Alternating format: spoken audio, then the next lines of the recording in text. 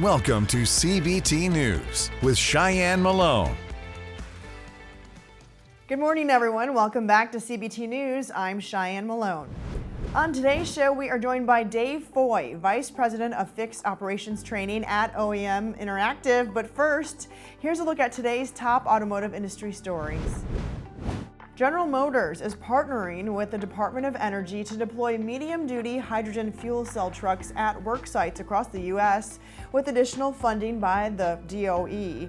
The automaker says it will invest a total of $65 million to build and distribute prototype work vehicles similar to the 2024 Chevy Silverado, but built on its Hydrotech fuel cell system. The models will be used by the Southern Company, one of the largest energy providers in the U.S., which is also planning to build a hydrogen fueling system in the collaboration with GM.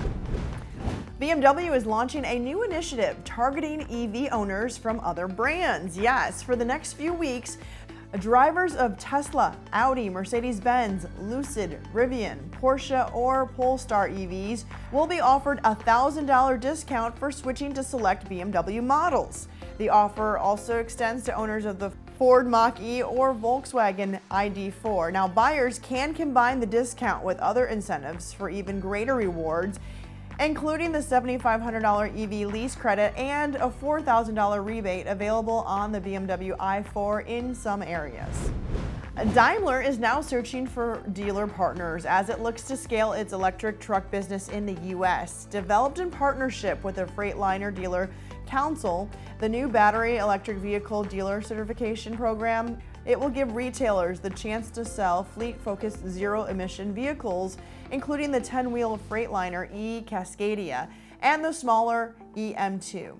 Daimler says 8 partners have already entered the program, with another 8 expected to join in the near future. Certified dealers will be required to uphold quality standards, prepare relevant staff to repair and sell EVs, and acquire equipment to service Daimler trucks. A majority of staff members at the GNS North America factory in Canton, Michigan have signed union authorization cards, according to an announcement posted to the United Auto Workers website. The plant employs 100 to about 110 team members and supplies a variety of structural vehicle components to GM, Tesla, and Stellantis. UAW officials have been campaigning at multiple non-unionized auto facilities across the U.S. since last October and have reported previous successes at factories in Alabama and Tennessee. In its announcement, the union also included testimonials from GNS employees who accused company management of suppressing organizational efforts. We'll be right back with Dave Foy, Vice President of Fixed Operations Training at OEM Interactive. He's here to discuss how the service landscape has continued to evolve in 2024. CBT News is expanding its reach like never before and is launching in over 70 million broadcasting households.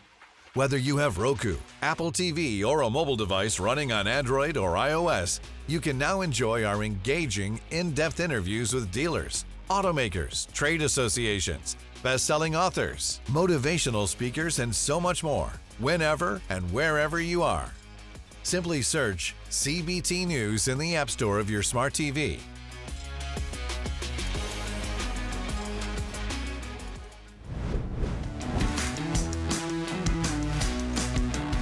Another topic that came up with regard to fixed ops was AI and the impact that that's going to have in fixed ops moving forward. Can you talk to us a little bit about that?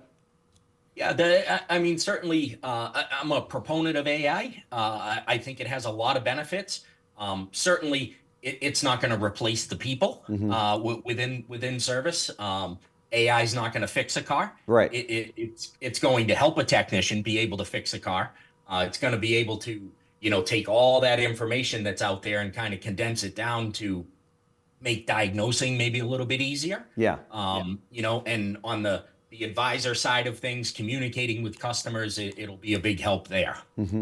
No question about it. And in terms of setting appointments, right? People want to, if they can, they want to stay on their text and send a message to their dealer and say, hey, when can I get an appointment to bring my vehicle in because it needs X, Y, and Z, or it's ready for a service, and keep it all on the text level, right? Right. That's certainly been a pain point over the years. Sure. is making an appointment. all the systems that are out there, customers typically refer back to calling on the phone because it's been easier. Yeah. Right. But now AI is now enabling that to be a possibility for people to make an appointment without actually having to call the dealership. Sure. That's certainly an evolution that's going to start to free up time and free up resources at the dealership. Yeah, for sure. One dealer said to me, I don't have a problem with getting customers. Our service lane is completely filled every single morning. He said, I have a problem getting people to fix the cars. Obviously, speaking of technicians and the technician shortage that we've seen in the industry in the last 10 years. Is that pretty much standard? Would you agree that that's a standard case out there, that there's really not a huge need for customers as much as there is technicians, that the customers are there wanting to get their car fixed, but they just don't have the technicians needed to handle the traffic flow? Yeah, absolutely. And this has been a building problem, right? This isn't something that just all of a sudden came about. Right. It's absolutely an issue, and we can solve the issue, but we've got to make some changes within the dealerships. Yeah. Right? We've got to provide some more training for our advisors, for our technicians.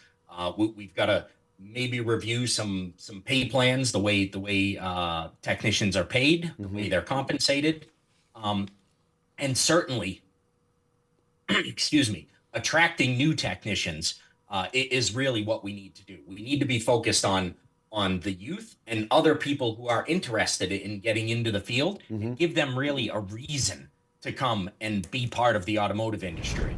Well, that does wrap our show for today, but do join us again tomorrow morning on CBTnews.com. And remember, it is easy to stay up to date with the most recent news and trends influencing the retail automotive industry.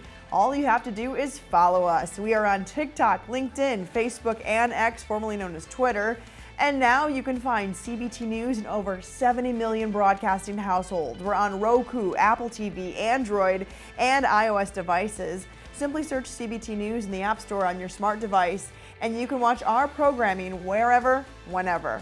I'm Cheyenne Malone. You have a good one. CBT News, your #1 resource for auto industry news and content.